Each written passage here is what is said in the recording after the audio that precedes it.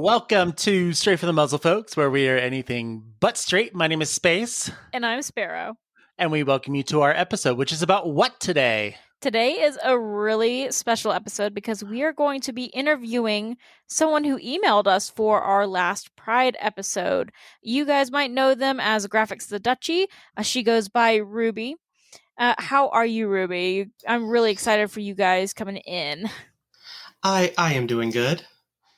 That's good to hear. I am really excited for this particular interview. We don't do a typical... Let me explain how this style interview works out for our fans here. What we normally do is we normally have a set of notes set up, and we normally kind of just interview based off of that.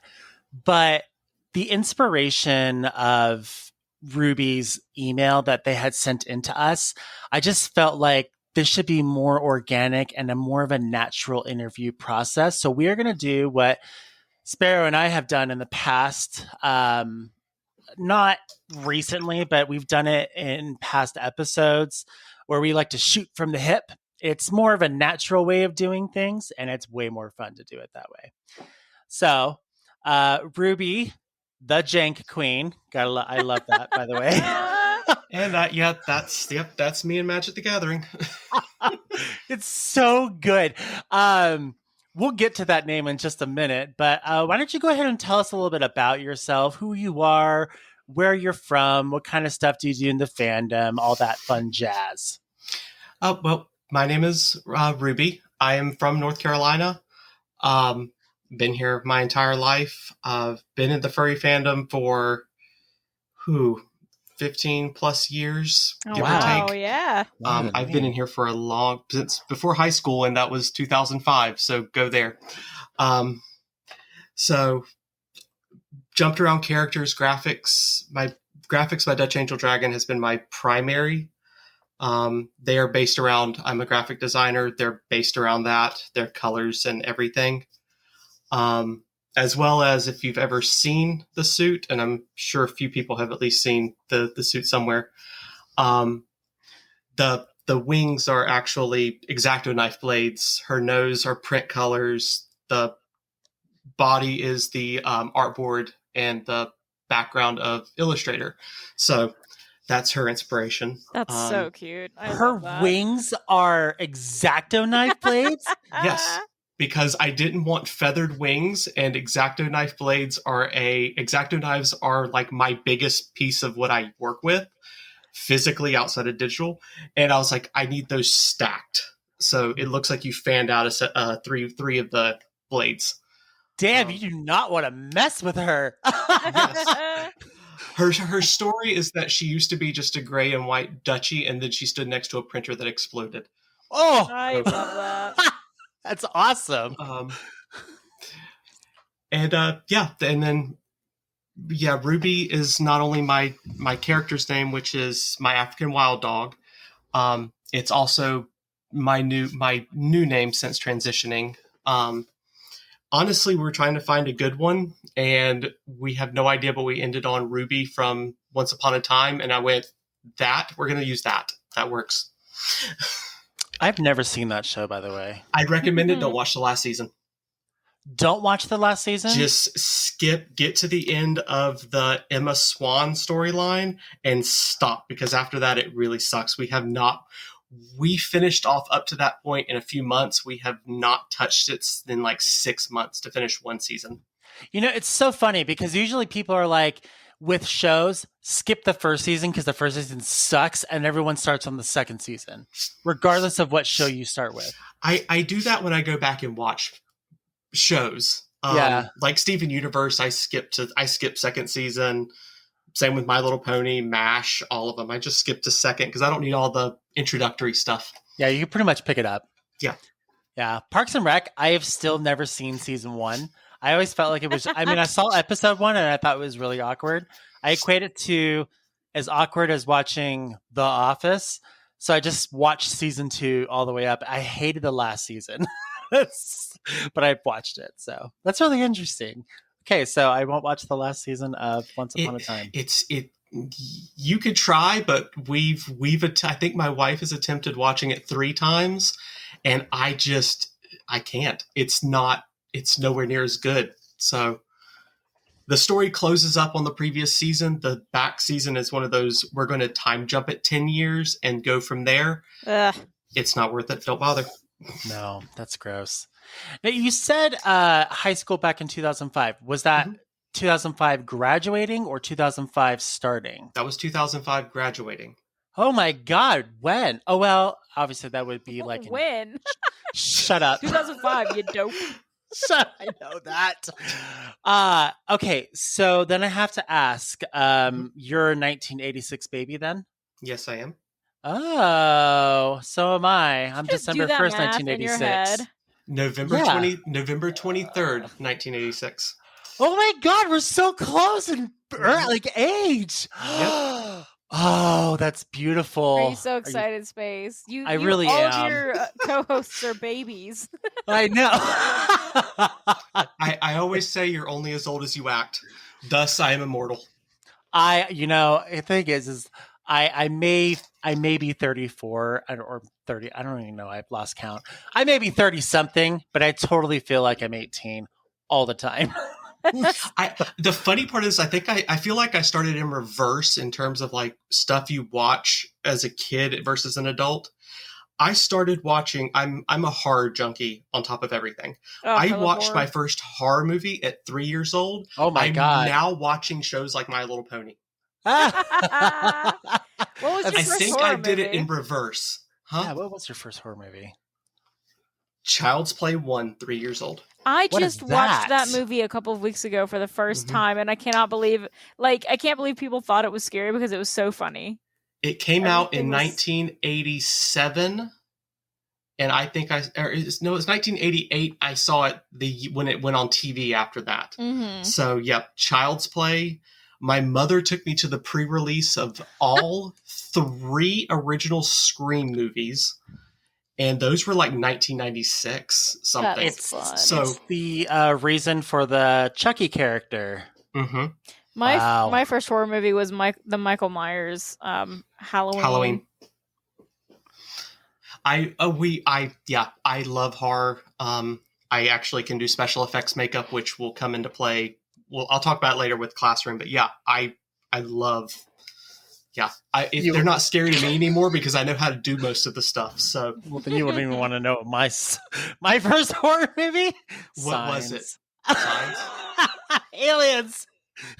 They're so creepy. Wait, Aliens like the second Alien movie? No, as in Signs, the movie Signs. Oh, Signs. I thought you said Aliens. Well, they have it aliens was an in alien them. movie, but it's just because I've never been scared of corn, like just corn, like rows of corn, until I saw that movie.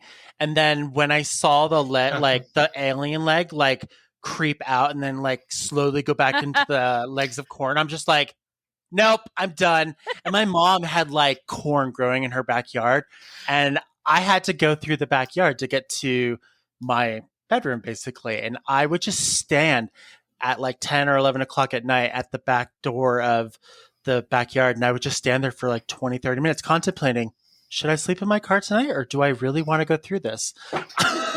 Signs, I had to double check it before I said anything, but yeah, that was the M. Night Shyamalan one. Yeah, so Signs, and then it was, what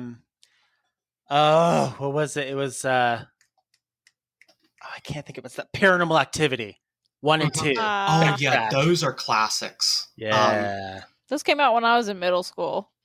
That was freaky as shit, man. It would take me less time to say the ones I haven't seen.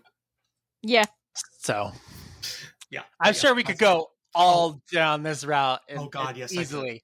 So let's definitely not go down this route. Yeah. I kind of want to know. Oh, go ahead. I'm sorry. I had a question because I just wanted to make sure.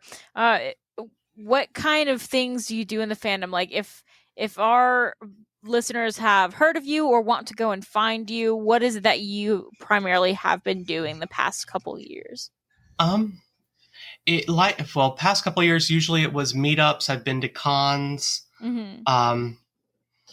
for a little stint there, I was I wouldn't say involved with with the Dragon Show, if y'all have ever heard of that one. Yeah. I've done decals and stuff for them. Zanny has actually used a couple of my things on their video YouTube stuff.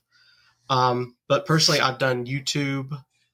But due to stuff over 2020 and 2021, I have fallen off of that hard. I can't wait to get back into the fandom because I've been out of it so much because I haven't been able to go anywhere. I put my suit on for the first time during Anthrocon's meetup. And that was the first time in almost 2 years I've put my suit on. Oh, wow. When was that? Last weekend. Really? That's cool. The digital Anthrocon last weekend. They had a meet and greet on Google Meets, and I popped on with Graphix on. Are you going to be going to any of the conventions that are opening up physically this year? I am. I finally got vaccinated, and there's one that's going to be in Durham, North Carolina, which is like an hour away. It's a first year con, and I need to go just so that I can be in suit and be cute. Oh man, you should give me the information for that con because North Carolina is only a state away from me. Shoot. Pull it up. Yeah, it's in Durham, North Carolina. It's a first year, and I, for the life of me, cannot. I have the worst memory on the planet Earth. So it's always good to support first year cons. Well, we had one. It was Anthro Crossroads East a few years ago, but they fell under. It's Be Whiskered 2021. That's it, Be Whiskered. There you go. I'm quick. I know the group is called the NC Anthro Society. That's it. Yeah, the North Carolina Anthro Society. And then there is a furry meetup group that meets at a local park at first weekend of every month. It looks like there's a few that's actually happening in North Carolina this year. There's Furry Takeover, Be Whiskered, and Watauga County something. I can't see what that says. I've never heard the Watauga County one. I know Furry Takeover. That's over in Asheville in the mountains. We've been meaning to go. We actually were going to go last year. We were going to go the year before, but we ended up going to Universal Studios for their Halloween Horror Nights event. And then last year, it was sort of canceled. So this one's at the Old Cove Creek School Gym. I don't know what that never. is. Yeah, that's what I've heard of Watauga County, but I could. If you held a map up to me, I couldn't do it. Yeah. But that's cool. And been to Anthrocon. I've been to Anthrocon, and I will definitely be going back because I need to. So if you made decals for Draga and a few other people, that means you're a graphic designer as well. Then yes. How long have you been doing graphic design? Probably about 8 or 9 years. Wow. Mm-hmm. Self-taught? Not well. I went and got an associate's degree in it. Nice. I've always done art and creative stuff. I joke that in the local landfill, there's probably countless artworks of mine from teachers confiscating them. Oh man, I know that feeling. I basically was told you can't focus on a creative career outlook for most of my life. Bullshit. I now know that, but after having to drop out of a college trying to be a zoologist, I looked up, hey, there's this thing called graphic design. Why didn't I get told about this? Yeah. Mm-hmm. And I went for it and I fell in love with it, but I'll cover it later because it is in the email, but I had to get away from that real quick and am now going for teaching, which I'll be teaching animation and game design. So I'm still in the same field. It's still a cool thing that you're doing that, though. I think that's neat. I don't know why I typed that. That's weird. Ignore the plus symbol down there. That's really cool, though. Here I was thinking it was just me talking too loud. And you're like, plus too loud. Okay, got it. Plus. That's how I would do it. I don't know. I'll probably edit that out. Who knows? Uh, when when it comes to, I don't know how to phrase this as far as being trans goes, but everyone's story is really unique. Mm-hmm. Everyone encounters it a little bit differently. When did you know, or when did you first discover something wasn't right or something was different about you? Well, to give an early Cliff Notes version and move it up to now. Yeah. Back when I was in like elementary school, I actually got in trouble multiple times because at daycare they had the playhouse like set up where you had the little stove and you had like a big box full of dresses and stuff that the girls could dress up in. Yeah. I got caught by my mother more than a handful of times in dresses. I always defaulted to them. Something wrong with that.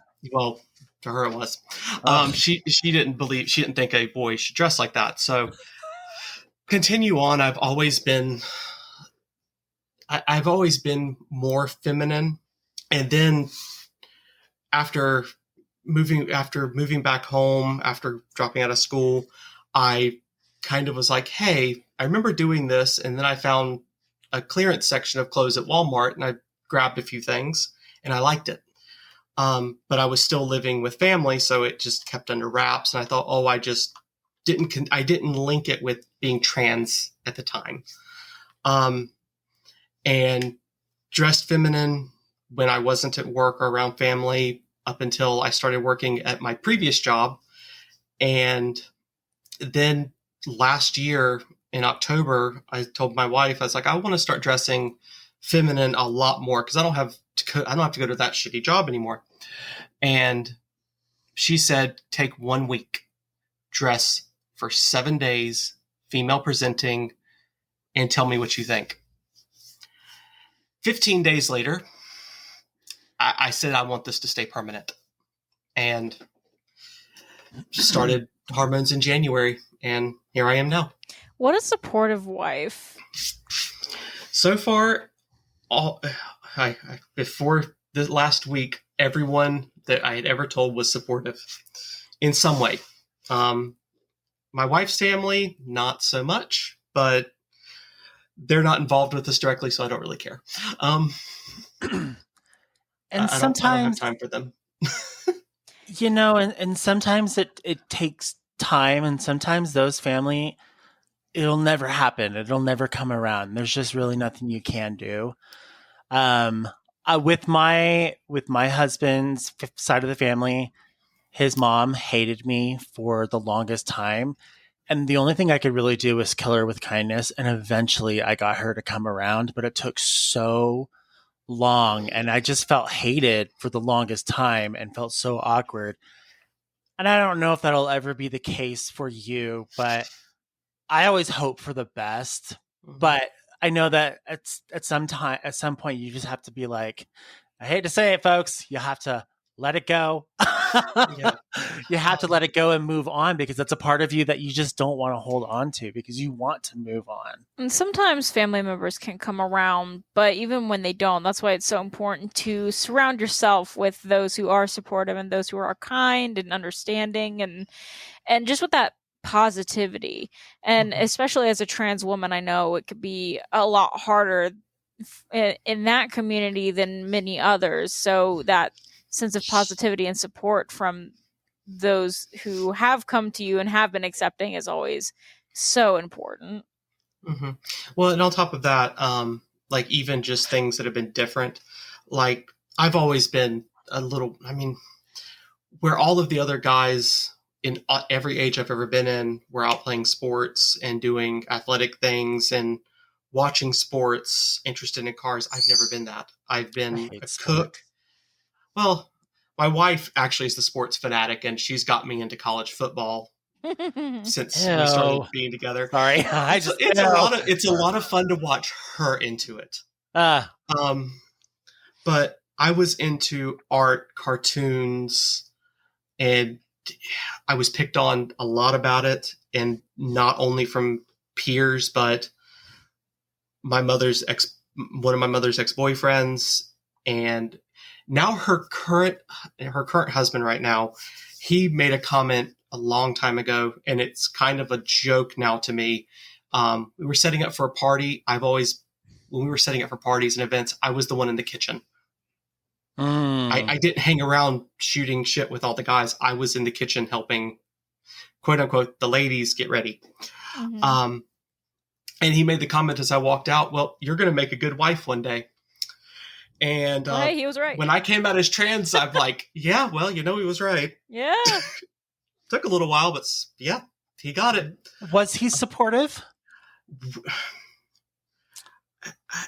I would use the term accepting. It's kind of my mother's not what I would say supportive, but she said, I accept it. She's not going to stop me. There's no holding it against me. She's respectful, but she does not want to see it. She's not ready to see it right now. Right.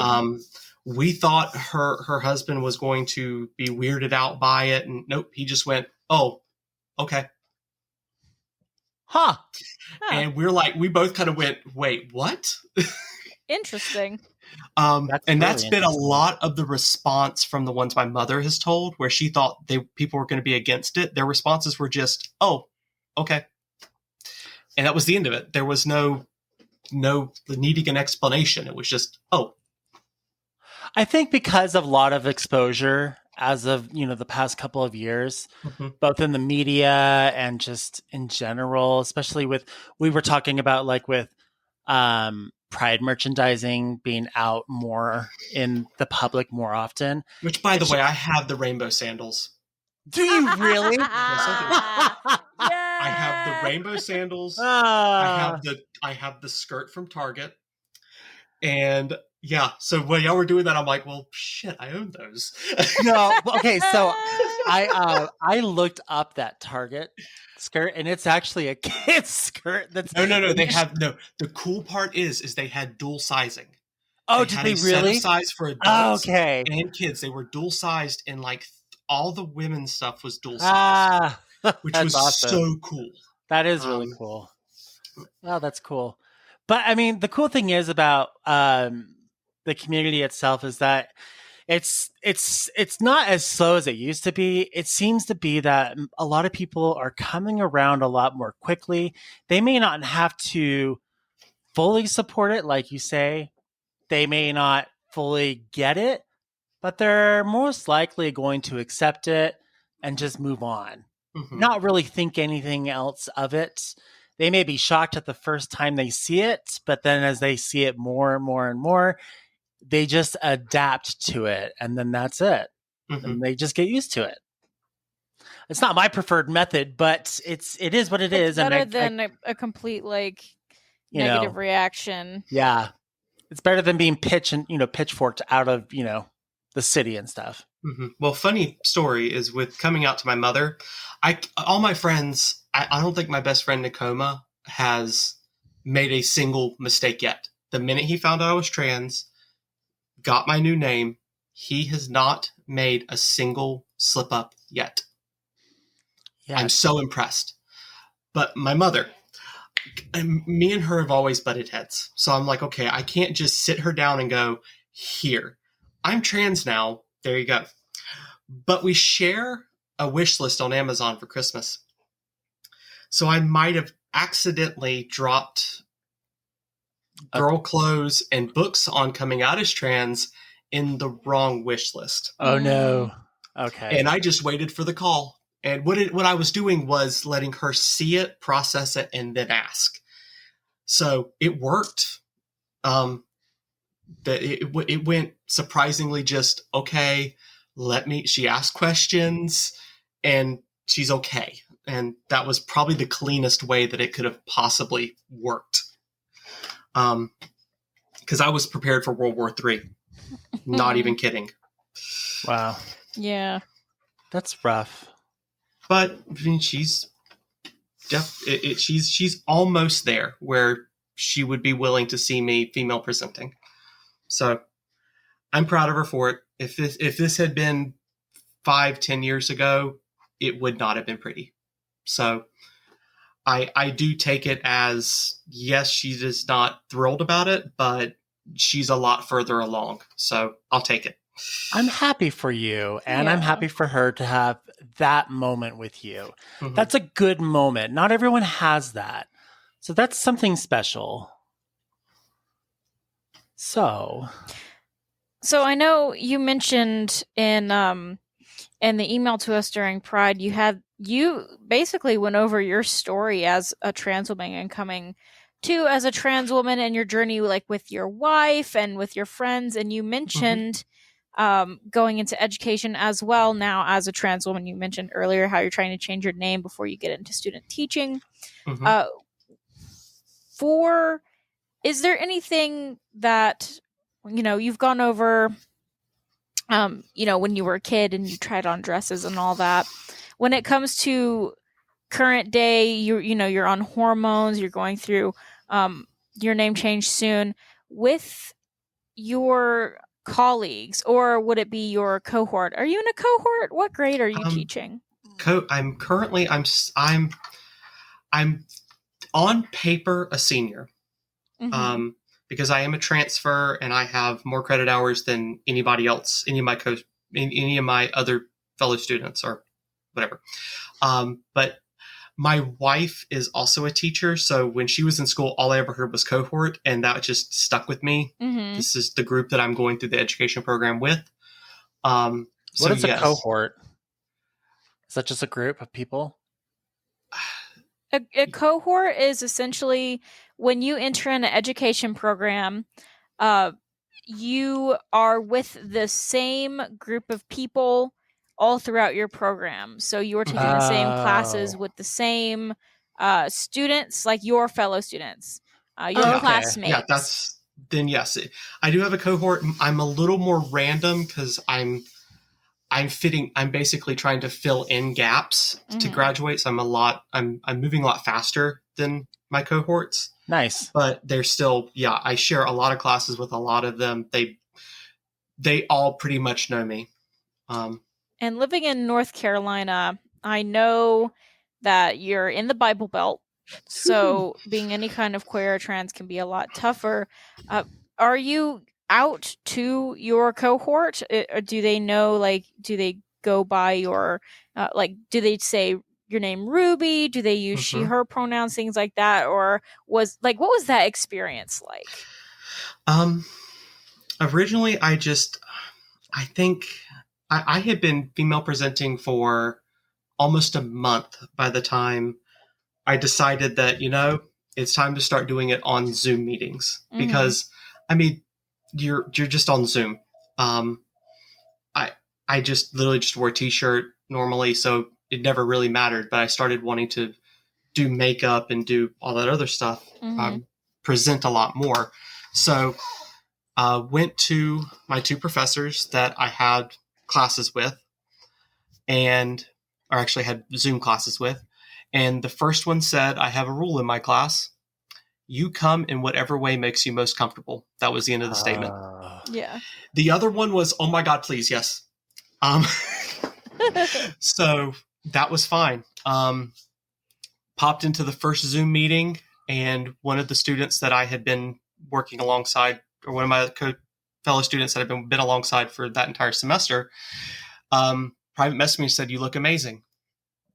And no one after that point has said anything negative. And it might just be that they don't dare because they're outnumbered. I am on an online school, so I'm not physically on the campus, but I go to Appalachian State. I don't mind saying it. They have a lot of groups, especially in the teaching program, that revolve around diversity. So the ones I think that have a problem don't dare speak up. So as for school teachers, none of them have ever had a problem. In fact, on my school email, outside of official paperwork, my name is Ruby on every single piece of paper. That's amazing. Even when I had to go get fairly just basic surgery a couple of weeks ago. My armband said Ruby. Every person at the hospital and who has called me since has said either Miss Best or Ruby, which I just use my last name. I don't care. But yeah, they've called. And I am, yes, I am in the Bible Belt. I am in an insanely small conservative town. My therapist actually asked me, am I sure and do I feel safe? That was his very first question. And no one's bothered me. I'm so glad to hear that. I know when it comes to education and college, everything can be different vastly state by state.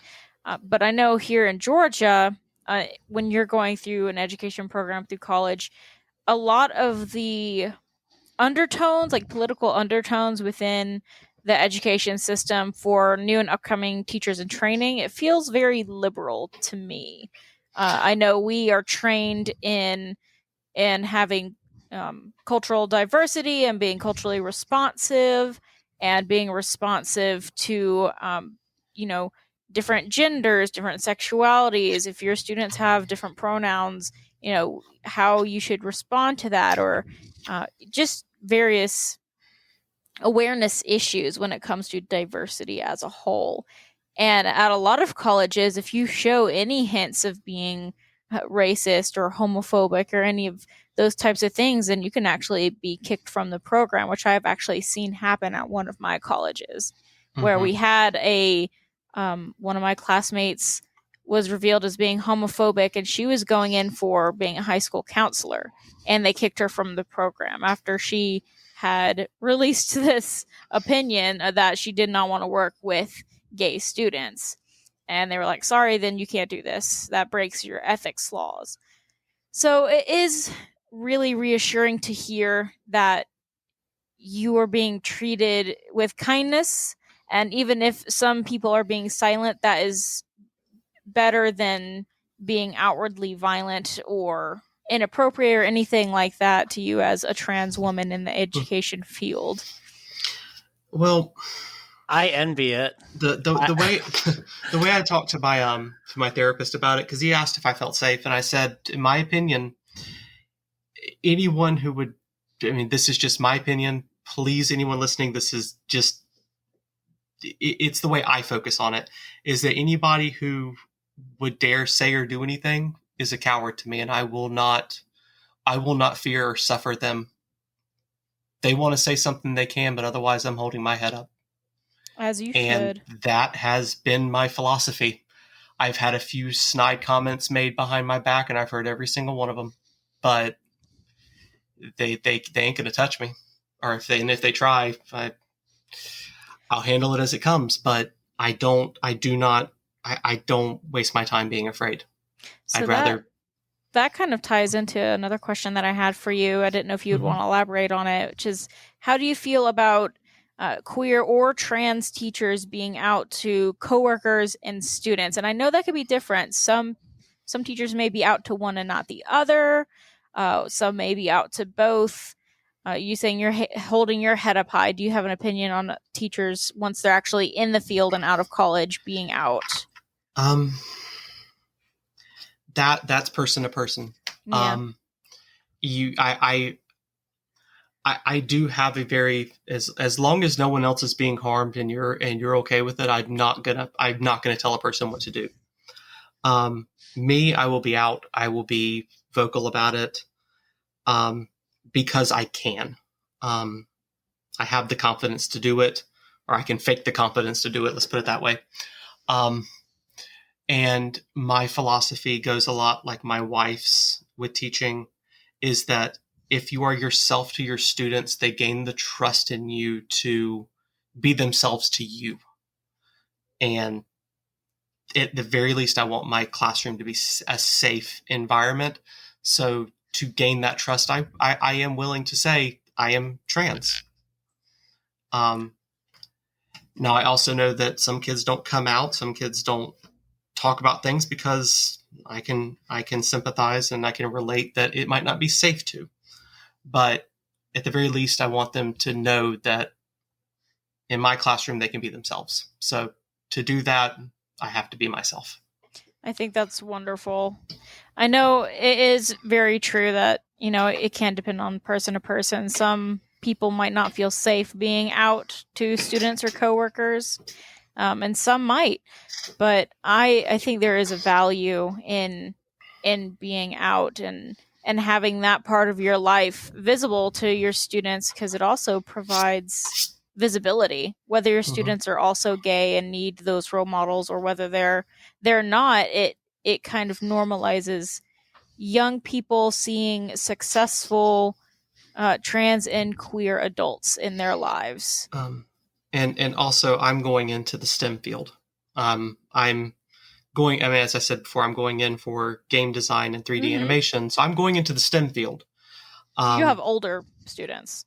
Yes, though I am going to be a high school teacher. But there are my wife joked that when at the beginning of the semester, as a male teacher, I was kind of walking in as a unicorn. We don't know what mythical animal I am anymore, because a female in the STEM field is rare. It is, yes. A trans female in the STEM field, I don't even know that statistic. So I kind of want to be open and be able to say, hey, do what you want to do. I could get into all my teaching. The whole classroom is going to be based around project based, which means limiting tests. I want my kids to work together, get to know each other, and be cooperative. So trying to nudge them to be themselves, so they're more prepared for a real world environment where they will run into people of different sexualities and all that. So, and genders and races and beliefs. So, well, why not? I know how to do it. Why not be a transgender unicorn? They're the most mythical creatures. So besides bears, okay, I have an obsession with unicorns. In fact, I've actually created, I actually commissioned your dog just last week or 2 weeks ago for a logo for a little secret celebration society that a coworker and I have created called the Unofficial Celebration Committee, and the logo is a unicorn. That's cute. It is so cute, but everything about it, the unicorn for me is just, it's an animal of mythical expression. It can literally be anything. It brings joy, but it's magical, and it can be anything it wants to be. I think if I had to pick what I am now, it's the episode of My Little Pony where Big Macintosh got to turn into a alicorn princess. I think that's it. Okay. That works. That's the background of my computer, okay? Hey, I'm not gonna, everyone has their own backgrounds. It's all cool. I do have a question though, in regarding to your teaching. Why did you want to teach? Of all the things to do, why did you want to teach? Let's try to remember. That's the question we always get asked the first day of classes, and you just threw that shit out there, Space. I've had to write 3 papers on it already, and I'm only going into my third semester at App. Well, I guess how about this? I can reconfigure this. Either way, I can answer it. I do have my answer. It's because, as I said, I'm a graphic designer. I love creating things. I love making things. It's what I've always had a passion for. So now that I want, and I've always actually have wanted to teach, but again, it was one of those I was always told it ain't going to work. I stopped listening. And I want to teach because I can take this passion I have for this creative world and pass it on. My teacher, my professor when I was in community college, she owned her own design firm. She was one of the top professionals in her field, and she quit to become a teacher because she wanted to pass on her knowledge to the to the next round. And I guess I wanted to do the same. That's a really good answer. No, it really is. A+. Because you're certainly not going into it for the money. No. No, I mean, you really are, unless you're going to go to a school where they're going to pay you like top dollar, for it. But like, truly though, I mean, I think a lot of teachers truly love what they do, unless they absolutely hate their job, which I wouldn't see. Why would you why would you teach if you hate what you do? Like, what's the point? Trust me when I say there are plenty of them out there, and I know. I have no idea why. Like, what are you doing in that field? Like, what is wrong with you? I don't get it either. It makes no sense. Makes no sense. Oh, well, that's going to be so much fun for you. With you, it's good that you don't have to necessarily deal with elementary school and middle school, but you will be doing, you said middle school or high school? High school. High school. So you'll be dealing with high school. Mm-hmm. So what are your thoughts on dealing with parents then? Do you think there will be any issues with parents knowing that their children are going to be in a classroom where the teacher is transgender? My wife was the first person to ask me that question, because she knows it's coming, and so do I. Parents are the hardest part of our job most of the time. Yep, especially now that apparently it's the teacher's fault for the kids not doing things. Uh-huh. Because there's definitely going to be Karens out there. We know that. Oh yeah. The two things the only two things I can plan for is get a principal that'll back me, which I'm going to have to do anyway, and be so phenomenal at my job that if they try to say something, they're only going to come out as homophobic or transphobic. Yep. I will give them no other reason to not want me other than their own prejudice. And that's the only way I can see to win against them.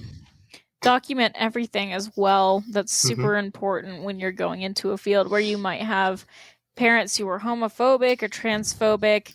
If you have documentation of, there's so much documentation when it comes to teaching. I couldn't even list it all. There's like attendance and grades and bathroom breaks and this and that and the other. So if you, and email logs, which thank God we have email now, because before you had even more to log without that technology timestamping everything for you. So keeping track of things that occur and things that are said and where that student goes and what they're doing in the classroom will help so much.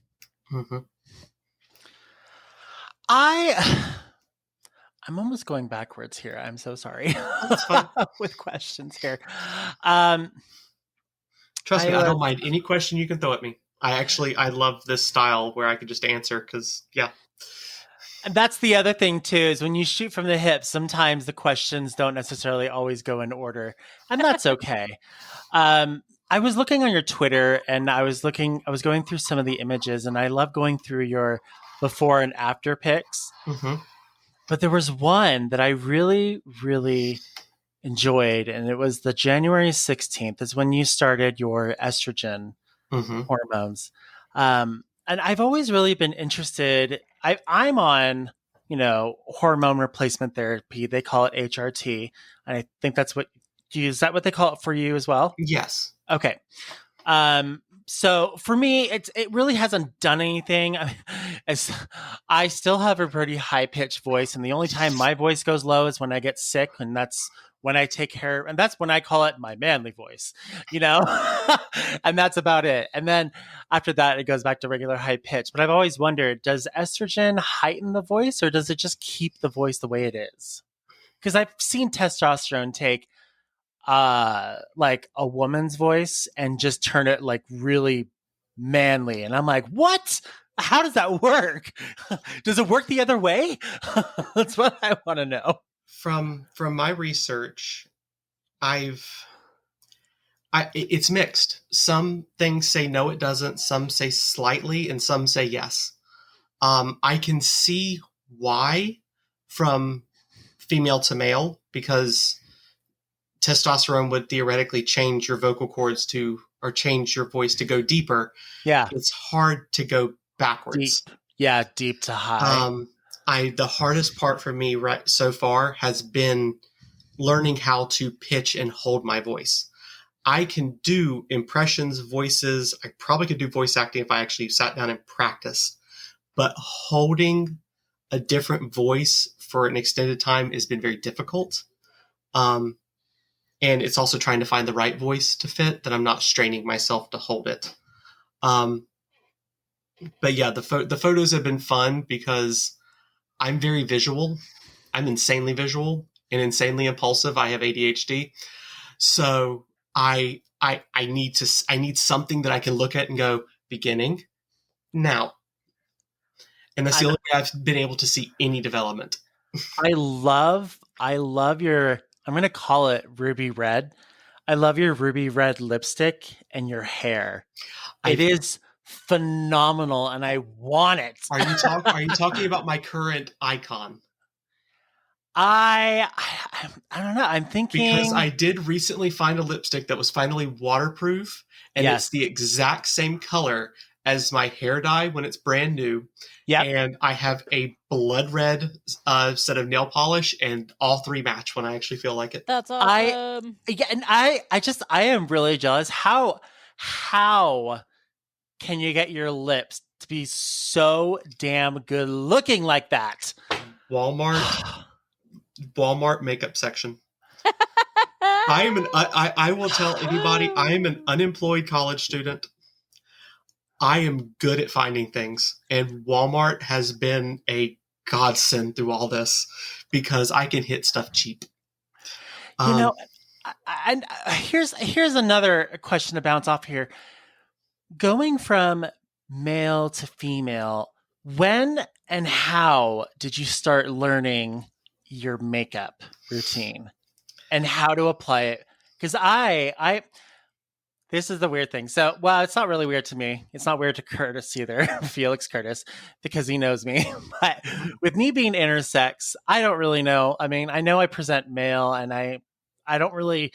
My card says that I'm male and whatever. But truly, what do I actually feel like I am? I have no fucking clue. I love all things girly, and I like some things that are male. So, I have some makeup and stuff, but I truly have no idea how to put it on. I've always wanted to try. I am probably the worst person to ask that, because remember I said I'm a horror fanatic. Oh, that's right. I know how to do special effects makeup. But that still counts. He has special effects intersex. So yeah, but knowing how to do that, it did not take long for me to transition from doing a zombie makeup and just make sure it all was skin tone. That works. So hiding facial hair and all that was very easy for me to figure out the combination. It also helped. The mask ordinance helped more than anything on the planet Earth, because I didn't have to worry about from my nose to my chin. Nice. Or I also had one that went all the way down just in case. So I was able to gain confidence and get used to going out female presenting without fretting of like, oh my God, is my makeup okay? Do I look right? Because the mask. Yeah. And I have a ton of furry ones. The people that see me like pharmacists and all that, they love me. They love seeing me because all my face masks have something weird on them. It's funny. Most people didn't know I had a beard until last week at work. And I had to take my mask off for a second because I was sweating under it because it was so hot. And they're like, you have a red beard. And I'm like, oh yeah, that's totally natural. It doesn't match the hair on top. And they're like, wow. And I'm like, yeah, but I got to cover it back up. Sorry. So I am happy to get away from that stupid wig. If you look at the earlier photos, the red one. Yes. The red and the fiery one. Because 3 weeks before I decided to start doing this, I have had my hair every length you could possibly imagine except shaved. I shaved my hair 3 weeks before I started presenting female. So I wore a wig for the first couple of months until my hair got to where you can see it now. Yeah. I know wigs can be so uncomfortable. They really are. Luckily, I didn't have any hair or anything to tuck away. So, and I like the way that you do your hair now. I think I think the way that you're doing it now is totally your style. mm-hmm. The wig, I mean, the hair, in my opinion, the hair represents the person to the core. And if you're not feeling it the way that you love your hair at that moment, then you need to chop the damn thing off or change the color. It worked for its time. It worked for its time. I just wanted red, and I needed something that, again, wasn't expensive. So, luckily, Halloween section, loved it. And it got me to where at least my hair was long enough to start forming it to where it is now. And my hair also grows insanely fast. So same. I'm also looking forward to being able to put it back into a ponytail again. And that's probably a few months out. Are you going to continue to do red? Mm-hmm. It needs to be re-dyed. I finally found a color I like. I just got to go pick up some. What, I have to know, what brand do you use? Ion. Oh, so you go to Sally's too? Yep. Yay! We're Sally's girls. And the cool part, the funny part is one time we went and we didn't realize that there was a points reward program. And she goes, and the cashier goes, "Yeah, you have all these reward points. Your total is 0." Nice. Oh my god! I love when that happens at PetSmart. I had that happen too when I picked up my my snake food.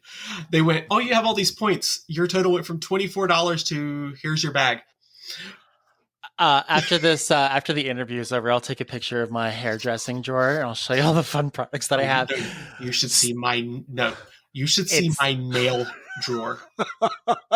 It's so bad. It's so bad. Every time I go to Sally's, Curtis is like, "What did you bring back this time?"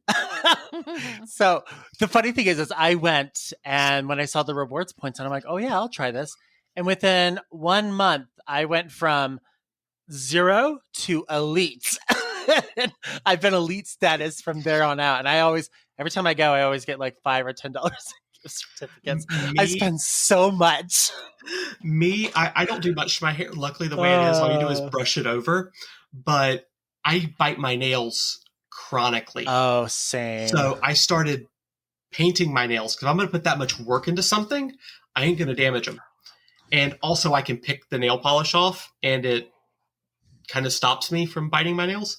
So I have about every color you could possibly imagine. Damn. And I love doing nails. I know. I have you bite your nails. I bite my cheeks, and I just ordered this silicone like gemstone necklace, and it's meant for people with oral fixations, people with autism, things like that. And I'm going to try it out, see if it keeps me from biting on my mouth. It might work for nails too.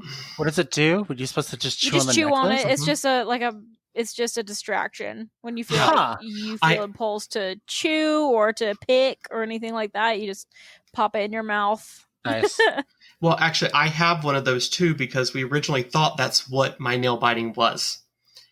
And you can cut this if you want to. It doesn't matter. But it actually, for me, was self-harm.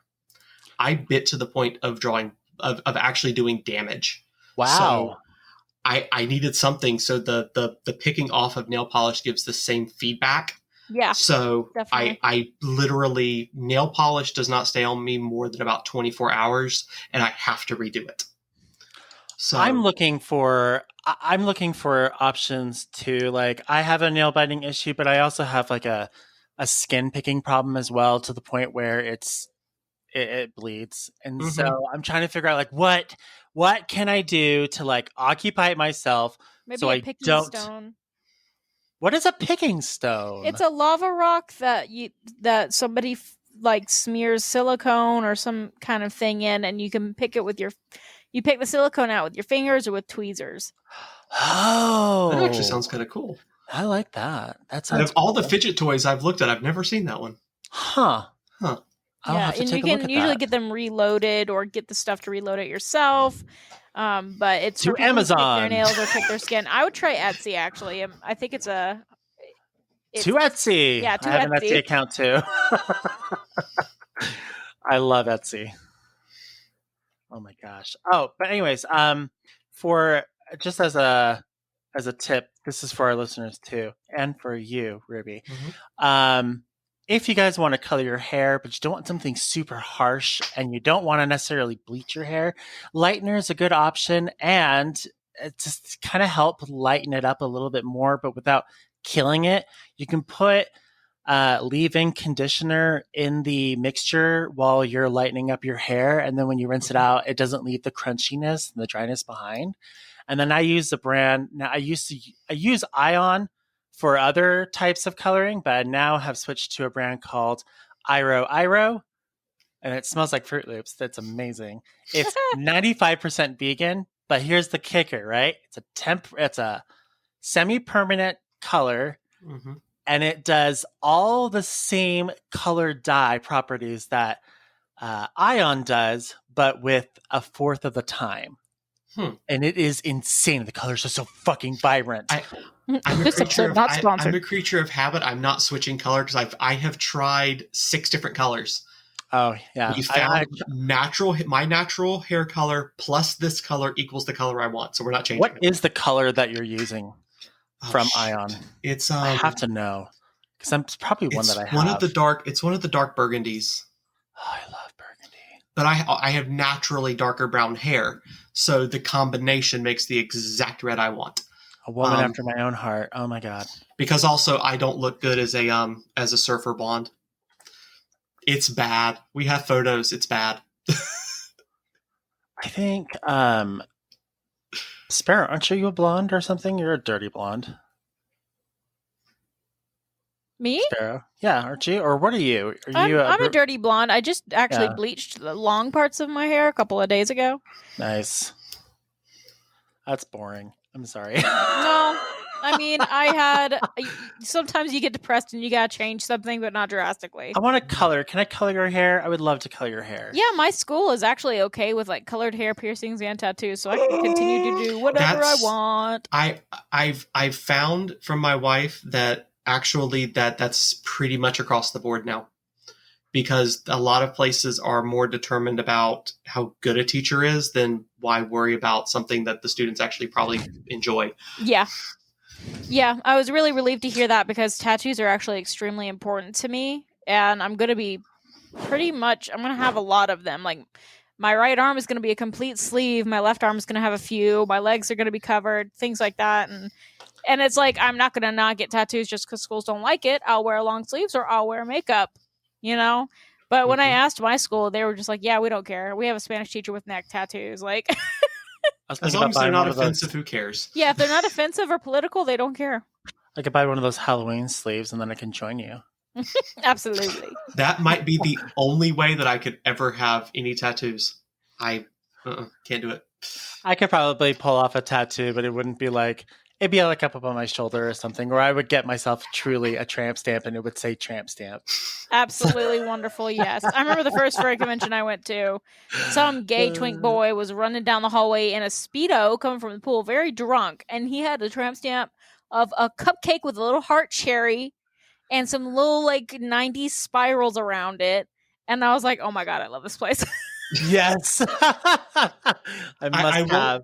I won't have the tramp stamp, but as soon as I graduate and I'm actually able to do it, I'm getting a van, and my wife is trying to stop me from getting Shag and Wagon put on the back of it. Yeah. Oh, that's beautiful. Can you get like a Dodge van from like back in the day with like the wood panels on the side? I've been looking at VW buses, but it sounds like I'm probably just going to I'll probably end up with just like a minivan, but I don't care. Ah, bummer. That's okay. Well, I'm sure we could probably talk so much more. I mean, now that I know that you're a Sally freak like I am, we could probably go on for hours on this one. God. We probably shouldn't. So if people want to find you on your social media pages, where can they find you? Like on Twitter? Do you have a Twitch? You can go ahead and share all your socials here. Hold on. I got to pull it all up. I do have a list. I made a nice. list. I never make lists. And we'll also put it in the description as well of all of our episodes so people can find you. On Twitter, I'm Graphix, CMYK.